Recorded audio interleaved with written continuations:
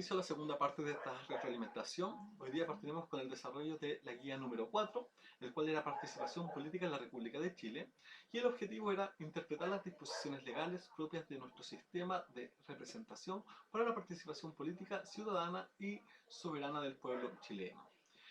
Primera pregunta es, identifica en el documento autor, título o tema central, tipo de fuente. Estos datos usted los puede sacar de forma directa del mismo texto, así que ahí está la respuesta en este caso para no estar leyéndola como tal. 2. ¿Por qué para Dahl la democracia directa es inaplicable actualmente en el mundo? Elabora una opinión fundamentada respecto al planteamiento de Dahl. Jóvenes, cuando se pida opinión, obviamente mi respuesta va a ser una y la de usted va a ser otra, y la idea es que acá usted pueda de cierta forma leerla o escucharla en este caso y compararla. Obviamente si le falta algo, usted le agrega lo que sale en mi respuesta. Sería la respuesta: por el número de personas y el tiempo que requiere participar directamente en la actividad política, sumado a la cultura individualista de hoy en día, a diferencia de la supremacía del cuerpo social ateniense. El autor considera que es inaplicable, ya que la formación del ciudadano era distinta, así como el tiempo que le dedicaba a la actividad política. Hoy en día no se puede, ya que, como expone, debería dedicarse en tiempo exclusivo a esa actividad, solo para opinar y escuchar al resto de las propuestas. Los griegos, en cambio, tenían esclavos para esta labor. Siguiente pregunta es, ¿qué diferencias plantea el autor entre la cultura política de los atenienses y la cultura política moderna actual?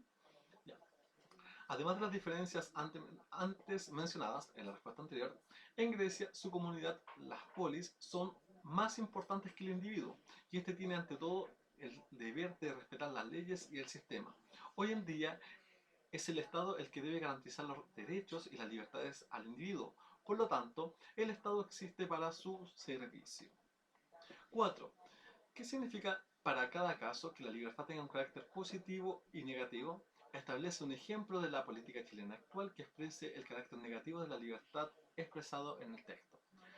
Respuesta bastante sencilla sería: la libertad tiene un carácter positivo, ya que permite a cualquier individuo ocupar un cargo público, y especialmente distribuir el poder entre todos los ciudadanos, permitiendo así una real democracia. Sin embargo, es negativa porque está limitada por el respeto a las leyes y la obediencia a las polis, aunque a veces las sentencias puedan ser injustas o no estar de acuerdo. Interpretación de gráficos. En la pregunta 1 dice, de acuerdo a su perspectiva, interprete el gráfico A. Esto es desde mi punto de vista. Obviamente usted puede tener otra respuesta o otra interpretación. La idea es que se pueda ir en base a esta respuesta. Dice, las manifestaciones o protestas han aumentado considerablemente entre el 2010 y el 2012, en todos los rangos de edades. Los rangos inferiores o de menor edad presentan una mayor participación, y esto va disminuyendo a medida que se aumente en edad. 2.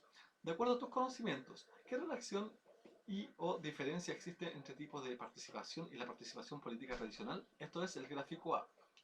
La participación política tradicional en partidos o sufragio es inferior a este tipo de movimientos, porque la primera se limita a elegir representantes o seguir determinada idea para proyectos comunes o generales a realizar por parte del Estado, como leyes o políticas públicas, mientras que la segunda es una expresión individual y libre como temas puntuales que le interesen o afecten en forma más particular con otras personas, que se manifiestan en conjunto.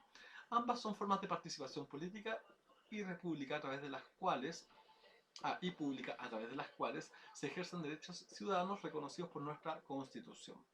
3. ¿Por qué los jóvenes prefieren este tipo de movimientos a participar en un partido político o sufragar? Gráfico A. Los jóvenes tienen una fuerte desconfianza en el sistema político, incluyendo la desconfianza respecto a las medidas que se toman en su favor, y en un creciente distanciamiento entre su actividad social y el ámbito de la política. Por el contrario, participan en grupos musicales, pro-animalistas, de ayuda social, etc. 4. ¿Por qué crees, por qué crees, en este caso sería, ¿por qué crees tú? Por acá está mal redactado, disculpen. ¿Por qué crees tú que los jóvenes se han alejado de la política tradicional?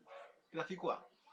Porque los partidos políticos no representan sus intereses ni motivaciones, así como tampoco sienten que tienen proyectos o leyes importantes para ellos.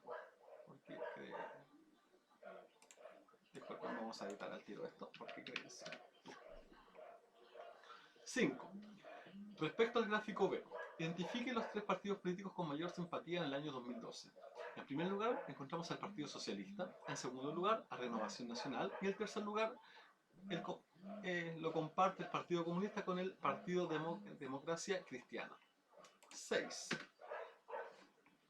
Analiza la evolución de cada partido político entre los años 2006 a 2012. Esto es el gráfico B. El PC mantuvo un bajo porcentaje hasta el 2010 y aumentó alrededor de un 10% en 2 años. La UDI tuvo su pic en 2008, bajo el 2010 y ha vuelto a aumentar el 2012. RN tuvo un constante aumento entre el 2006 y el 2010, llegando a tener mayor porcentaje de simpatizantes bajo a la mitad en los últimos 2 años. Bajando a la mitad en los últimos 2 años, disculpen. La DC bajó sostenidamente entre el 2006 y el 2010 y ha repuntado hacia el 2012. El PPD tuvo su mayor auge en el 2006 y disminuyó el 2008 y se ha mantenido en los años posteriores. Y el PS desde el 2006 aumentó en los años siguientes y a pesar de bajar el número de simpatizantes es mayor a otros partidos políticos. Y la última pregunta dice, ¿cómo ha cambiado la simpatía por los partidos políticos entre el 2006 y el 2012? Gráfico B. En términos de porcentajes no presentan grandes variaciones, a excepción de RNN en el 2010 que coincide con la elección de Sebastián Piñera y el PS en los últimos 2 años por la irrupción de dirigentes estudiantiles jóvenes como Camila Vallejos.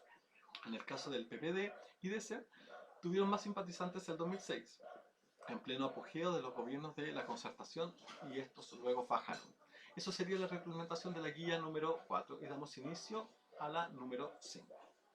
Damos inicio a la retroalimentación de la guía número 5 y antes de ello vamos a ver un poco de contenido para poder responder de mejor manera la guía. Vamos a ver nacionalidad y ciudadanía.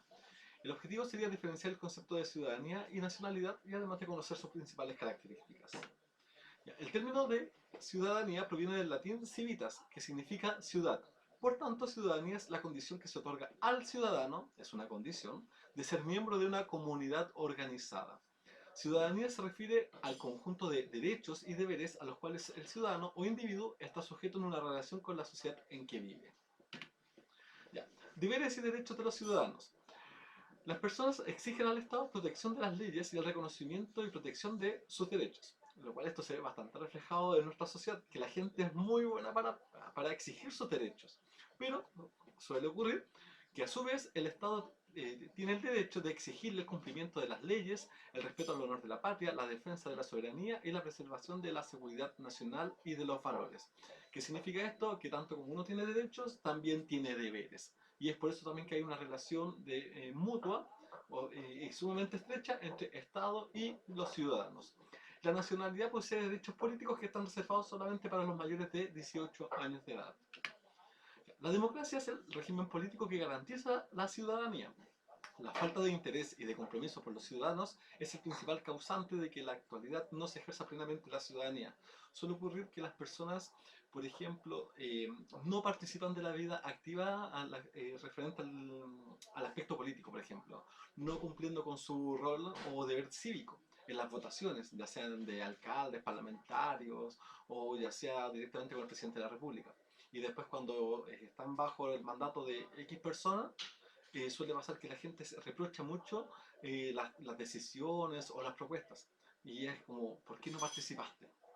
Entonces es como, igual es como un juego en jaque de que la gente, como dice acá, por falta de interés y de compromiso, no cumple con ello. Y después suele solamente quejarse y no estar conforme con lo que está sucediendo. Ya, a ver, suspensión de la ciudadanía. ¿Cómo se suspende esto? Por interdicto judicial en caso de demencia, por estar procesado por delitos terroristas, por estar imputado por delitos con pena aflictiva. ¿Qué significa esto? Cualquier pena que es presidiaria mayor a 3 años. Por conductas antidemocráticas, sancionado por el Tribunal Constitucional. ¿Y cómo se pierde la ciudadanía? Por pérdida de la nacionalidad, por condena a pena aflictiva y por condena por delitos de terrorismo y narcotráfico. La nacionalidad es el vínculo jurídico que une a una persona con un Estado. Eso es básicamente la nacionalidad. Este importa derechos y deberes recíprocos entre ambos. La nacionalidad se puede adquirir mediante fuentes originarias o naturales que son el ius solis, por haber nacido en el territorio del Estado, esa sería la primera, Ius sanguinis, que se adquiere la nacionalidad de los padres, no obstante haber nacido en el territorio extranjero. También se puede adquirir por las fuentes derivadas o adquiridas, que son la nacionalización por carta, que se otorga por parte del presidente de la República a un extranjero por haber residido por un cierto lapso de tiempo en el territorio del Estado. La nacionalización por gracia o por ley, que se otorga a un extranjero sin exigirle mayores requisitos, como un premio o beneficio por los altos servicios prestados al país. ¿Y cómo se pierde la nacionalidad? Por renuncia voluntaria, por decreto supremo, por prestar servicios por decreto supremo, por prestar servicios a una nación enemiga en tiempos de guerra, por cancelación de la carta de nacionalidad, en el caso que se había nombrado anteriormente, o por revocación de la nacionalidad por gracia, tal como también se puede haber adquirido al presidente también referente a que una persona cometa un crimen o alguna pena grave contra la misma nación, se le puede revocar de su nacionalidad. Y eso sería parte del contenido para el desarrollo de la guía número 5. Ahora damos paso al desarrollo de esta. Damos inicio a la representación de la guía número 5 de cuarto medio, nacionalidad y ciudadanía. Jóvenes, les quisiera comentar que esta materia está en el libro de clases. Si usted no lo tiene de forma física, lo puede descargar vía web. Veremos nacionalidad y ciudadanía, tal como lo comenté, y acá salía información la cual fue explicada anteriormente. Ser ciudadano en Chile, y ahí está la característica de nacionalidad y ciudadanía. Formas de adquisición de la nacionalidad según el artículo 10 de la Constitución, y sale el recuadro en donde usted puede subrayar y destacar lo importante. Luego se exponía una fuente, usted la debía leer y responder en base a ello. Dice, considerando la información aparecida en la fuente, responde las siguientes preguntas. ¿Qué aspectos de la vida y obra de Feuerstein, o realmente no sé cómo se pronuncia, si va a decir David F., contribuyeron a que se le otorgara la nacionalidad por gracia? Cuando David llega a Chile, donde se radicó en forma definitiva, comenzó a trabajar arduamente en las áreas vinculadas con el respeto, promoción y protección de los derechos humanos, debido a sus antecedentes personales y a su trayectoria que lo sitúan como digno acreedor del reconocimiento explícito. Se le otorga la concesión de la nacionalidad chilena por gracia. 2. ¿Consideras que este recurso es valioso para nuestro país? Fundamenta tu respuesta. Sí, pues toda persona extranjera que sea un aporte para nuestro país, en la disciplina que sea, y ayude a mejorar la calidad de vida de los demás, por medio de sus actos y obras, es merecedor de la nacionalidad y a su vez la ciudadanía. En este caso, David F., por medio de su trabajo en Yad Vashem, ayuda a difundir su legado y principios, junto al respeto por la tolerancia e igualdad entre los seres humanos. 3. ¿Qué aspectos de la vida de una persona extranjera se consideran a la hora de otorgar la nacionalidad por gracia? Tiene que tener un pasado limpio, por ende, ninguna pena, aflictiva o presidiaria como tal. Tiene que ser extranjero, obviamente, y tiene que haber realizado grandes servicios a la República. Eso es sumamente importante. 4. ¿Qué procedimientos deben realizarse ante qué instituciones para otorgar la nacionalidad por gracia? Ya, primero que todo, el procedimiento para darle la nacionalidad por gracia parte por parte del presidente de la República, quien va a emanar un proyecto de ley. Luego tiene que ser aprobado por el Congreso Nacional de Chile, en la Cámara Baja y en la Cámara Alta, siendo la Cámara Baja la de Diputados y la Cámara Alta la del Senado. Y finalmente es promulgada por el presidente a cargo del país en ese periodo. Después venía más contenido, lo cual después también se le iba a poner a usted una fuente que tenía que responder las preguntas que se le iban a presentar. La idea es que, como les comenté en un principio, que usted vaya subrayando y destacando lo importante. Vamos bajando, vamos bajando. Ya, actividad. Lee el texto y responde las preguntas que se muestran a continuación. Primero que todo, dice la pregunta número 1. A partir del análisis de esquema, ¿qué tipo de democracia existe en nuestro país? Fundamenta tu respuesta. La democracia liberal es común dentro del mundo occidental, cuyo sistema está definido por la elección de los gobernantes mediante la votación, sufragio. Aquellos representantes donde están sujetos a un Estado de Derecho, a unas leyes y constitución que han emanado desde el pueblo igual. En este tipo de democracia los ciudadanos disfrutan de derechos y libertades tanto individuales como a nivel colectivo, pluralismo democrático, tolerancia política, social y religiosa. 2. ¿Por qué para Dahl la democracia directa es inaplicable actualmente en el mundo? Elabora una opinión fundamentada respecto al planteamiento de Dahl. Jóvenes, como es una opinión personal, la idea es que ustedes puedan sacar lo necesario para desarrollar sus respuestas y complementarlas. Esta es mi respuesta desde mi punto de vista. Las democracias contemporáneas son representativas en las cuales los gobernantes toman las decisiones en nombre de los ciudadanos tras un proceso electoral. Sin embargo, en otros tiempos han existido democracias directas, donde los ciudadanos mismos han tomado las decisiones de gobierno sin necesidad de elegir representantes. Por ende, a nuestros tiempos esto no es viable, ya que en sí esta toma tiempo, más la cantidad de habitantes, haría que esto no funcione. Pues para ello habría que tener una tecnología que nos ayudara en la práctica de este tipo de gobierno. 3. ¿Qué diferencias plantea el autor entre la cultura política de los atenienses y la cultura política moderna actual? Dahl plantea lo siguiente. Parte de que 10 minutos es el mínimo razonable para intervenir en una asamblea. Si la asamblea es de 10 personas, hablan todos 10 minutos, se consumirá una hora con 40 minutos. Tiempo razonable.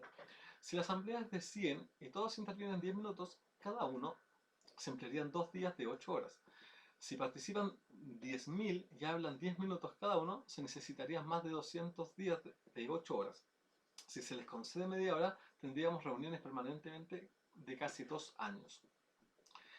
Está haciendo una clara alusión a la cantidad de habitantes de la época y cuánto es el tiempo alternativo para la práctica de este tipo de gobierno.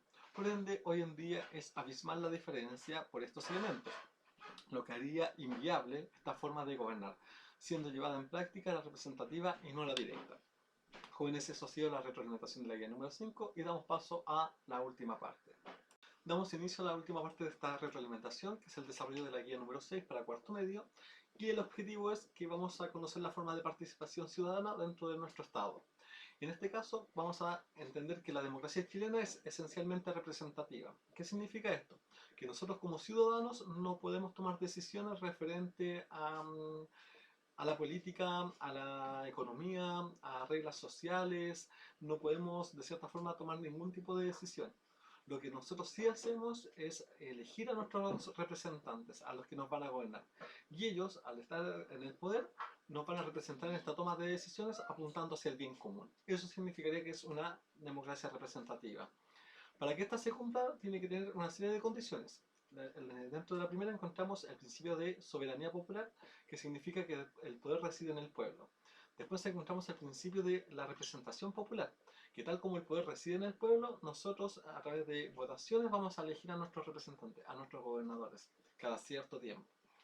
Otro principio es la separación de los poderes del Estado. ¿Qué significa esto? Que una persona no concentra todo el poder, sino que es, dentro del Estado, o en este caso de la República, se va a fragmentar en tres. Poder ejecutivo, legislativo, judicial, encontrando en el ejecutivo al presidente de la República. En el legislativo vamos a encontrar el Congreso, en el cual vamos a encontrar a los senadores y diputados, que van a ser los encargados de emitir leyes, reformarlas, cambiarlas, eliminarlas, etc. Y por último vamos a encontrar al Poder Judicial, que va a estar en manos de la Corte Suprema. También vamos a encontrar la existencia de una constitución como norma superior, escrita y rígida. Por ende es la madre de todas las leyes e incluso ahí podemos ver de forma bastante clara cuáles son nuestros derechos, nuestros deberes, también los del Estado, cómo funciona el Estado en sí y todo lo que compete al sector político. Y por último vamos a encontrar la existencia de una pluralidad de alternativas políticas. ¿Qué significa esto? Con igualdad de oportunidades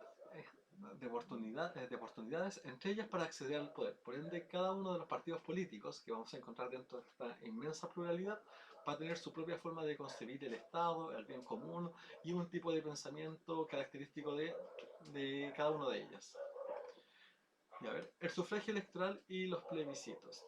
Dice acá el inciso segundo del artículo 15 describe las formas en que se utiliza el sufragio en Chile, las elecciones periódicas y los plebiscitos que la Constitución establece. Para ello, respecto de los plebiscitos, la Constitución establece dos modalidades para hacer plebiscitos. Encontramos el plebiscito constitucional, el cual es una atribución del presidente de la República, el cual consta de reformar una reforma constitucional en que no haya acuerdo entre el Congreso y el presidente sobre el contenido de una reforma. Por ende, en primera instancia, para que haya un plebiscito constitucional, tiene que haber una disputa entre el Poder Ejecutivo y Legislativo. Es decir, el plebiscito se convoca para resolver una discrepancia entre el Poder Ejecutivo y Legislativo respecto del contenido de una reforma constitucional. Después vamos a encontrar el plebiscito comunal. Esto es la posibilidad que tiene el alcalde, con acuerdo del Consejo Municipal, o por iniciativa de los ciudadanos de la comuna, para que sea convocado un plebiscito comunal, esta debe, de cierta forma, puede apuntar a ciertos puntos para que sea llamado al plebiscito comunal. ¿Cuáles son los puntos que se necesitan, que pueden ser ameritorios para que haya un plebiscito comunal? Son los siguientes. Dice acá, materias muy específicas o precisas, en este caso serían inversiones específicas del desarrollo comunal, aprobación o modificación del plan del desarrollo comunal, modificación del plan regulador u otras de interés para la comunidad local. Para que este plebiscito sea vinculante y obligatorio de cumplir para las autoridades municipales, deben votar al menos el 50% de los ciudadanos inscritos dentro de la comuna. Luego vienen las primarias presidenciales, al cual el 6 de diciembre del 2012 se publicó la ley que establecía el sistema de elecciones primarias en Chile, las cuales tienen por objeto que los partidos políticos designen a sus candidatos a presidentes de la República, los parlamentarios y alcaldes. Este mecanismo es voluntario para los ciudadanos y vinculante para los partidos políticos y pactos electorales. Es voluntario porque ningún ciudadano está obligado a participar. También las primarias son vinculantes para los partidos porque los resultados de la primaria deben ser respetados y los candidatos perdedores deben acatarlos y no postularse al mismo cargo en el proceso eleccionario final. El Servicio Electoral, que es el CERVEL, es el organismo encargado de organizar las primarias, las que se deben realizar a nivel nacional, para elegir candidatos presidenciales y a nivel regional para elegir los candidatos del Parlamento. Cabe designar que el gasto de la realización de las primarias lo asume el Estado. Siguiente punto es el rol de los partidos políticos en la democracia chilena. Los partidos políticos son una forma de participación política de la ciudadanía que adscribe voluntaria y directamente a participar en ellos, y de una forma de canalizar inquietudes, necesidades sociales y políticas de la población en general hacia el Estado, de acuerdo a una doctrina o programa que cada partido plantea. Por ende, cada partido político va a tener su propia idea de concebir, pues como les decía, concebir la sociedad, de concebir la economía, la forma de gobernar, también va a concebir un tipo de fin o bien común. Por ende, entre más partidos políticos, más se motiva la participación ciudadana, porque más gente se siente representado y por ende va a cumplir con su rol cívico participando en las elecciones. También los partidos políticos proponen programas de acción, articulan y aglutinan intereses sociales, movilizan políticamente a los ciudadanos. Ya, el rol de los medios de comunicación en los procesos eleccionarios. Ya, los canales de televisión de libre recepción deben destinar gratuitamente 30 minutos diarios de sus transmisiones a propaganda electoral en los casos de elección del presidente de la República, de diputados y senadores o de plebiscitos nacionales. Y es por eso que, como es un medio masivo de comunicación y llega a gran parte de la población, es una forma de campaña política y obviamente también ahí encontramos la publicidad y entre a más gente llegue, más personas van a tener estas ideas y cuando vayan a participar van a recordar, no sé, la gente en sí aprende bastante bien viendo imágenes, escuchando, van a recordar las posturas, ¿cómo se llama esto? Los motivos también de por qué van a votar por ese político como tal. Entonces, en este caso es la televisión la que está llegando a todos. Hoy en día, quizás la televisión ya cumple ese rol, ese papel, pero los políticos también quizás podrían apuntar al uso de las redes sociales. Obviamente uno ve campañas en Facebook, los que ocupen Facebook, obviamente, en Instagram quizás empiecen a aparecer u otras redes, porque la gente es donde más pasa horas al día y de cierta forma puede llegar mejor el mensaje en este caso. Eso sería como prácticamente el rol de los medios de comunicación. Informar, dar a conocer las posturas, los tipos de pensamiento, las propuestas principalmente, conocer, ver un poco al político. Entonces, como un rol sumamente importante. La propaganda y la publicidad electoral. La propaganda electoral es aquella que está dirigida a inducir a los votantes a sufragar por un determinado candidato, ya sea radioemisoras, prensa, canales de televisión. Siempre la propaganda va a buscar llegar a la sociedad, que en este caso quizás a toda la sociedad. Hoy en día con el acceso al internet, a la tecnología en sí, hace que sea mucho más factible conocer a los candidatos, conocer las propuestas. Ahora el tema es, ¿la gente tiene el compromiso, tiene el interés de escucharlos? Ahora que la gente esté desmotivada, que la gente quizás con todos los movimientos sociales del 2019 quiera participar de forma más activa, es por lo que está pasando en el contexto. Pero previo a ello, la gente realmente no hace valer su deber cívico, o su rol cívico en este caso, de por último ir a votar, porque la gente es muy buena para alegar, para dar su punto de vista, pero no participa de la vida activa política, entonces es como una contradicción. Y es por eso que la propaganda también, al estar incluida con la tecnología, con los medios masivos de comunicación, hace que llegue el mensaje. Ahora también depende de las personas. Y las personas como que no estaban muy motivadas hace un tiempo atrás de participar. Pero ahora con todo lo que está pasando, los movimientos sociales, con el tema de la pandemia, con las medidas que se han estado tomando, que la gente está en desacuerdo, créanme que en las siguientes elecciones mucha gente va a participar de este proceso. Y obviamente la propaganda tiene que ser clave. Otras formas de participación ciudadana. Dice acá que son las ONG. Las ONG son diferentes organizaciones, su trabajo y actividad están concentrados en mejorar la calidad de vida de las personas, haciendo la sociedad un lugar mejor y mucho más justo para vivir. Vamos a encontrar, por ejemplo, el Hogar de Cristo, Caleta Sur, Un Techo para Chile, etc. Estos no persiguen fines de lucro y se movilizan en temas de interés público. Además, están presentes en la mayoría de las comunas del país y algunas de ellas tienen presencia internacional. Los movimientos sociales, otra forma de participación ciudadana. Dice acá, los movimientos sociales son agrupaciones de personas que se organizan para desarrollar una acción colectiva en pos de un objetivo o motivo de cambio social, o para llamar la atención de las autoridades y la opinión pública sobre algún fenómeno social concreto que los aqueja. Por ende es la población la que se está manifestando, por cambiar algo, por hacer un llamado a un cambio. Por ejemplo, todo lo que fueron los movimientos sociales referente a reformar la constitución, que la gente se sentía identificado con ese llamado y se hacía alusión a Chile despertó. Y la gente participaba, porque había algo común, porque había algo que se sentían identificados. Bueno, en este caso hay diferentes características de los movimientos sociales, los cuales no voy a entrar en detalle. Si usted gusta lo puede subrayar y destacar lo importante. Y damos paso a la última parte, que es la actividad de preguntas de desarrollo. Dice, en relación con el contenido abordado en la guía, responde las preguntas que se presentan a continuación. 1. Respecto de la información del texto, ¿existe alguna relación entre el sistema electoral representativo chileno y la adscripción de la ciudadanía con respecto a algún partido? Argumenta tu respuesta. Acá salía una fuente, obviamente con su cita correspondiente de dónde fue sacada, y mi respuesta sería sí, debido a la similitud en ambos casos, pues en el sistema representativo cada individuo o persona vota por los gustos e intereses propios, más que por un fin en sí mismo. Por ello, en lo que es la adscripción a un partido político se sigue el mismo patrón de conducta, lo cual nace de cada uno y más por sus propios lineamientos, dejando de lado quizás las propuestas de otros candidatos y que puedan ser mucho más provechosas para la comunidad o para el mismo país. Preguntas 2 y 3 y salía una fuente la cual usted tiene que leer y responder. Dice, en opinión del autor, ¿cuáles son las principales formas de expresión de la juventud en la actualidad?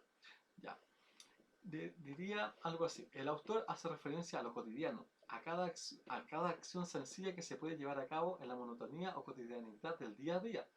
Por ello, acá cito textualmente algo del texto, se expresa en mil fragmentos y acciones diferentes en el consumo de drogas, en el carrete, en los ritos multifacéticos que cobran vida cuando cae la noche, en la poesía, en los murales callejeros, en el lenguaje hermético, en las pandillas, en el consumo de alcohol, en el sexo, etc. Eso es sacado directamente del texto. Todo hoy en día es comunicación y es significativo, solo dependerá de los receptores del mensaje en este caso. 3. ¿Qué otras formas de expresión de la juventud crees que deberían presentarse, además de los enunciados por el autor, para representar en forma adecuada la situación de la juventud chilena actual? A ver, desde mi punto o desde mi perspectiva, un cuerpo o organismo más participativo, en donde haya un requisito de entrada y de salida, ya sea en edad, por ejemplo, y otros como ciertos tipos de requisitos académicos, aptitudinales, etc., para poder organizar una voz por medio de la participación de los jóvenes y estos pueden expresar su sentir y decir las cosas desde su punto de vista. Poder pedir al gobierno lo necesario para fomentar el bien común en sus pares y la sociedad, cumpliendo así sus deberes y exigiendo sus derechos. Pues la historia ha demostrado que los jóvenes son un motor y una fuerza ante los cambios sociales que se han presentado en dichos contextos, pero estos han sido una parte y no así su totalidad. 4. ¿Cuál es el rol de los medios masivos de comunicación en los procesos electorales? ¿Crees tú que las redes sociales podrían ser más efectivas? Argumenta tu respuesta. Bueno, acá dice, el rol de estos es presentar a los candidatos y sus propuestas, pero hoy en día también es una carta de entrada y de presentación a los futuros candidatos, ya que los medios masivos de comunicación han sido clave en el traspaso de información en la historia y estar en ellos presentes hace que incremente o baje la cantidad de votos que pueda tener dichos candidatos. Y acá viene una apreciación propia, lo que también les había comentado anteriormente, que los medios masivos de comunicación, ya sea a través de nuevas redes sociales, sería sumamente clave para los políticos. Buscar toda la instancia, todas las oportunidades para llegar a la ciudadanía. Porque suele pasar, también como se vio más arriba, de que la gente a veces vota porque, no sé, el candidato es bonito, porque el candidato se ve más simpático. No sé, no sé cómo es eso de verse más simpático. El candidato no, es que parece que se ve más serio, más recto. Y quizás las propuestas no las han escuchado. La gente se guía mucho por lo que ve o por lo que cree sentir. Pero también a veces falla el poco conocimiento que se tiene de las propuestas, de quién es como persona. Entonces las redes sociales pueden entregar mucha más información y en verdad serían como una gran herramienta y deberían aprovecharla porque es algo que la gente la tiene totalmente accesible, como el Instagram, cadenas de WhatsApp para la gente mayor, bueno, me incluyo, que ocupa Facebook todavía y otras redes. La idea es que entre más acceso tengan a las redes sociales y más ingenio utilicen, mejor les va a ir en la votación y más gente va a participar en las elecciones, porque la gente se va a sentir identificada y sobre todo ahora que van a querer hacer un cambio. Entonces los futuros candidatos tienen como un gran reto de hacer llegar su mensaje, que sea claro, que sea conciso y utilizar todos los medios para conseguir el éxito. Dice, explica cuál es la función de los partidos políticos en la democracia chilena. A ver, ¿cuál es la función de los partidos políticos en la democracia chilena? Dice, ya, los partidos o pensamientos políticos han estado presentes en nuestra historia desde antes de ser país. Estos son una característica de nuestra república, ya que los partidos políticos proponen programas de acción, articulan y aglutinan intereses sociales, movilizan políticamente a los ciudadanos, reclutan militantes y los forman para ser élites ciudadanas capacitadas para organizar gobiernos, forman líderes de opinión, entre otras numerosas actividades. Eso lo saqué textualmente del texto. El caso de, por ende, su función es entregar variedad de propuestas y presentar los intereses de la población en diferentes pensamientos e ideas en un país. Eso ha sido la retroalimentación de la guía número 6 y espero que ustedes puedan complementar con mis respuestas a suyas y ante cualquier duda, obviamente, tal como les comenté, también tienen el libro de clases en el cual pueden sacar el contenido y obviamente mayor información. Ojalá estén bien y nos estamos viendo en otra oportunidad. Hasta luego.